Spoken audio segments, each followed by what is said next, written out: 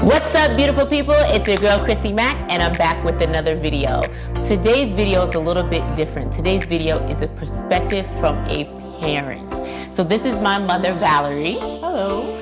And so I just wanted her to come on here and explain to you guys what she had to deal with and the emotions she felt knowing that her child had kidney disease. So if you guys know anyone that could benefit from these types of videos, please go ahead and share it with them. And if you're new to my channel, what's up? Take a moment and hit the subscribe. And don't forget to hit that notification bell. And if you've done that, welcome to the family. All right, guys, let's go ahead and get started.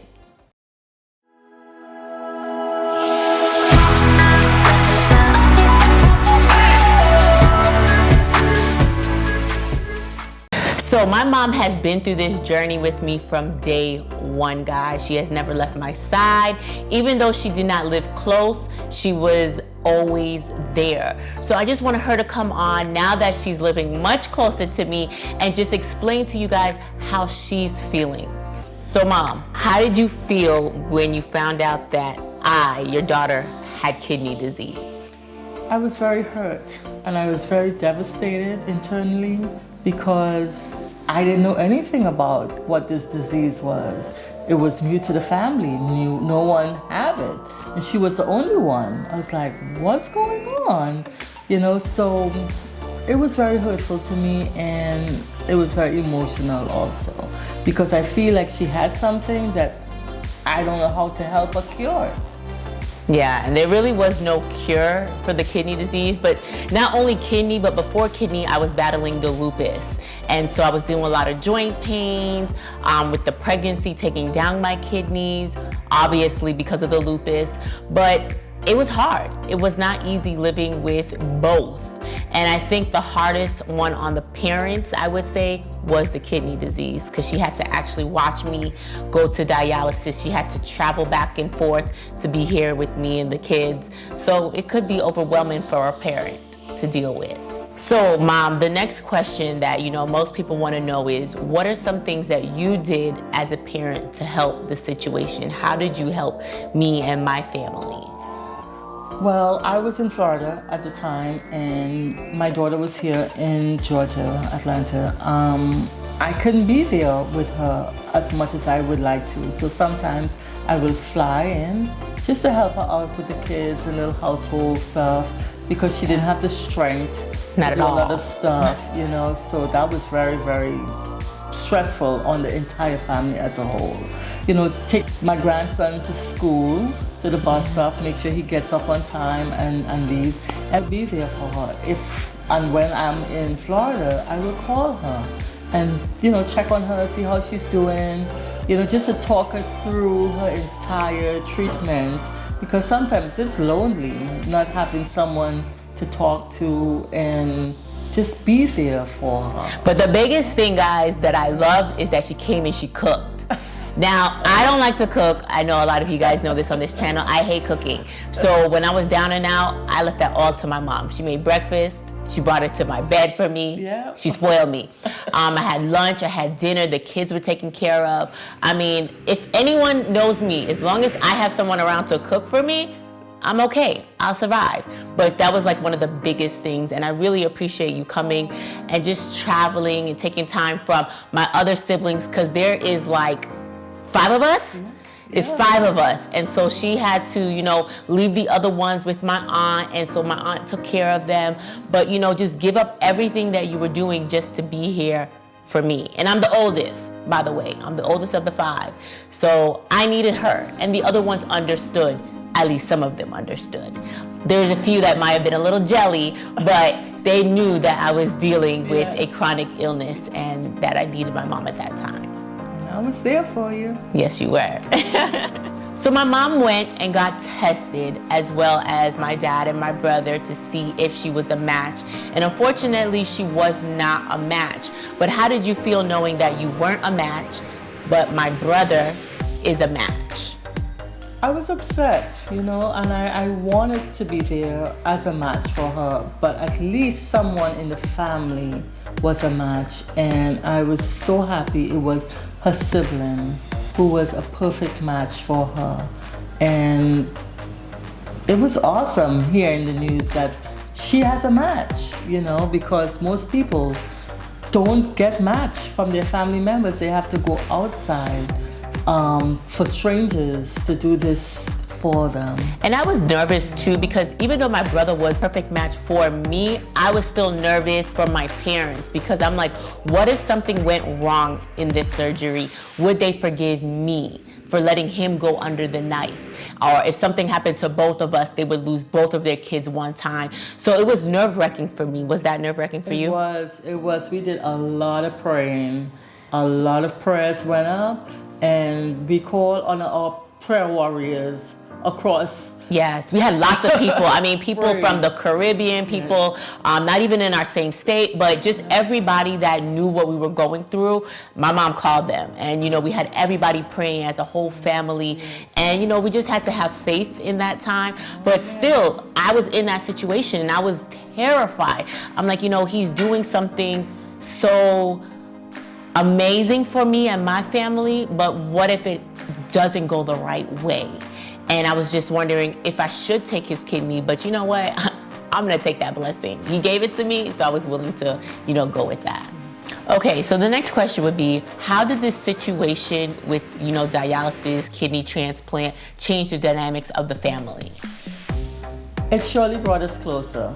Even though we are a tight-knit, close family, who's always there for each other, who love each other, crack jokes and so forth, just being there and being able to always glorify God's name and praise and worship Him and tell Him how grateful we are for having brought Chrissy through this situation. We are thankful. We are so thankful, and thankful to God and thankful to my other son, Desmond, for stepping up and being there when he was needed. And he did something which is to give life that no one would have even thought of, even without even thinking about it. He came through for her. Thank you. Yeah, I would definitely say that it did make our family a lot closer. Everybody was calling each other. We had family group chats. We would just, even people from Trinidad, we had them included. So it was just amazing to see that our family got a lot closer in this situation. We definitely didn't tear apart because of it. And then we're here now to be able to rejoice, and we are able to do things together, even though we have the pandemic that's going on. We can't travel or do anything, but we can at least still be close to each other and visit. And So that brings me to my next question. So what made you decide to pick up and move here to Georgia? Ooh, I just arrived in Georgia. She literally just arrived this week, guys. Yes. And just wanted to be closer to my grandkids also, to be closer to Chrissy, to be able to be there to help her in time of need when she needs us. Just for a new start of life, my diva-ish. Start of a life and just spend that time, quality time. So it was my mom and my aunt. They both decided to give up their, jobs and give up their homes and business and everything, and just to move here to a strange area. They don't know anyone besides me, but they gave it all up just to be here with me and my kids, and I am forever grateful for that. Because having that support when you're going through a kidney transplant is so important, because there's so many things that we have to go through. We have doctor's appointments. Absolutely. I got to make sure I take my meds on time all the time, and I'm always busy, and I always, I don't say I forget, but I may not take it on the time I'm supposed to. Drinking enough water and, just keeping me on track, but just mainly for my kids. I think that was big for them, because during this process, I think they felt a little alone. You guys saw my video. I'll actually post it somewhere around here, where I had the video with my son, and he was explaining his perspective, how he was feeling. And there were many days that he felt alone. And so when he did feel alone, he used his phone and he called his nana, and they had conversations on FaceTime. Even the little one, he was as soon as he popped out, he knew what FaceTime was. So he spent so many times, calling my mom, calling my aunt, calling my siblings, and just having that support system. So thank God for technology. Absolutely. So the next question is, do you think that I've changed since all of this has happened? You have. In what way? You have bounced back. You got your smile back. You're my Chrissy Mac. You are. You enjoying life now. I mean, even though before you were like buried into the doctor's appointments. Yeah. Even though you do have to go to the doctor to your visits and so forth, it's not as heavy on the family as prior the surgery. And you have changed to the fact that you are awesome, and you have cut. Yeah, she want me to cut. She's getting emotional. We'll keep going.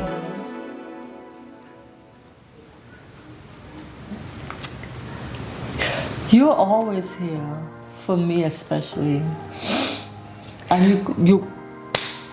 Yeah, this is you always call me every day to check on me to see how I'm doing.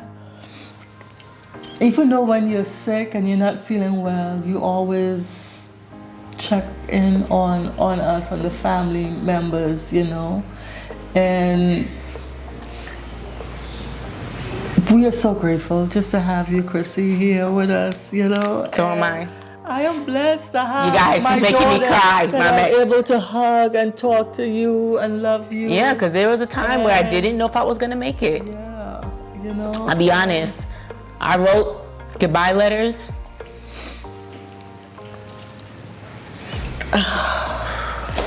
Sorry. I didn't mean to cry. It's okay. At least it's real. This is what happens when you're dealing with a chronic illness. But I wrote my goodbye letters to everybody. I had even videos. I had letters for each person. Nobody received it because I lived. But I had, a video recording on my phone just in case I didn't make it out. My aunt saw it. My siblings saw it. My dad, my mom, my brother. But I was prepared. But I was not prepared if anything would have ever happened to you, And I was telling you to be strong all the time. Yes. I used to tell her, if something happens, it's God's will at the end of the day, and I need her to be strong because she don't have just me. She has 4 other kids she has to be there for. So my mind was just getting everybody prepared if something did happen. That was my biggest thing, is that I didn't want anyone to be crying and, all of these tears. I wanted everybody to be happy to know that I did everything.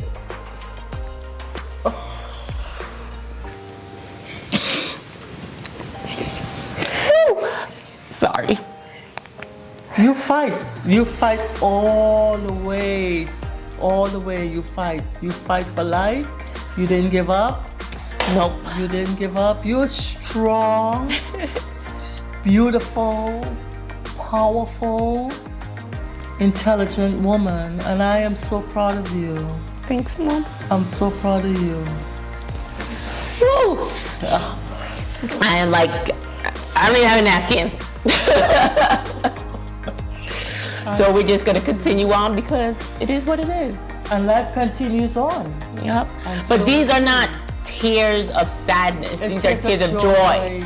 Just to know where we were and where we are today. So I am crying because of joy, not sadness. To God be the glory. To God be the glory.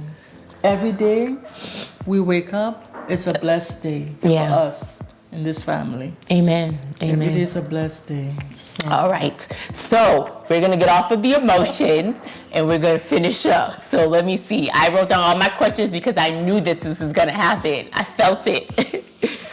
So let's see. So the last question that I have is, do you have any tips for other parents that are out there that have a child that's dealing with a chronic illness? Yes, have faith. that God would bring you through and He would never leave you.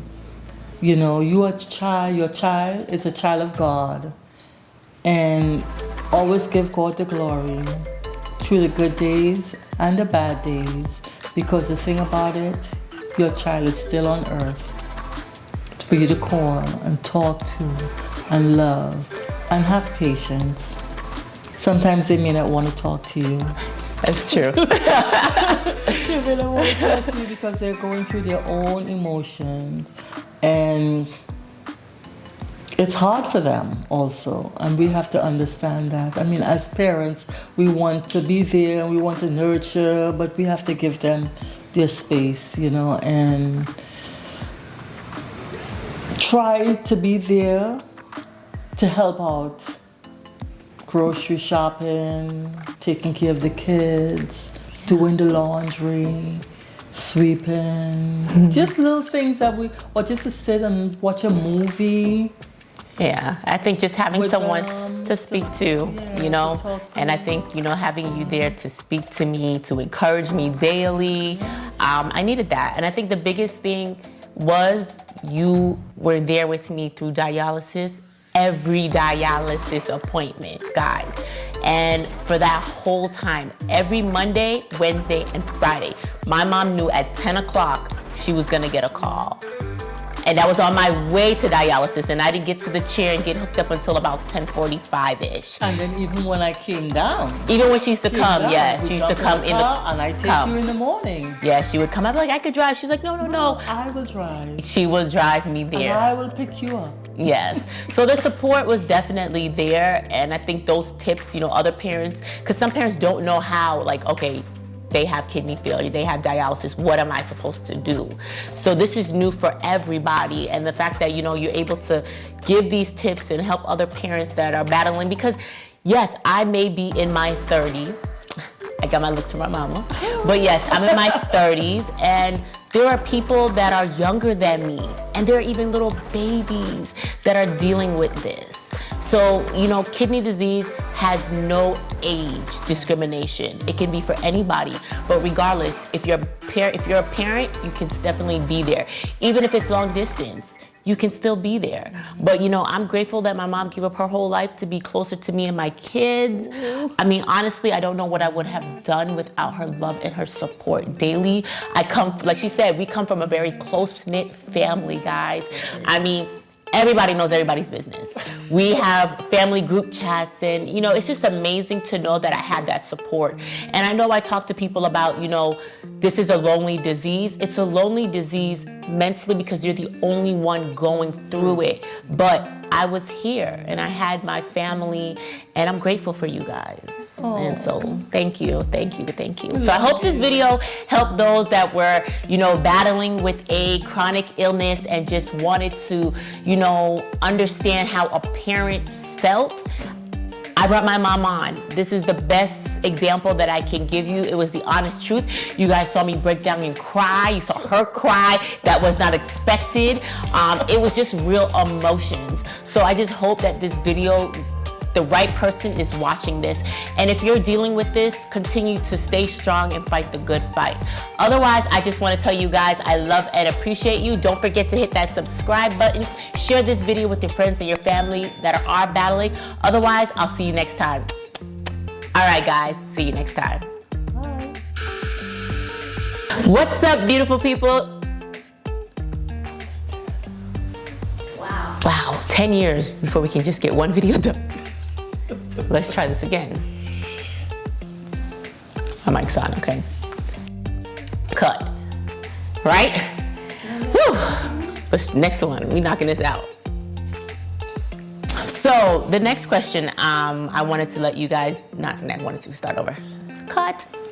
So the next question is, how did you feel when you, okay, start over. Cut. Hold on. So a chair. So, oh my gosh.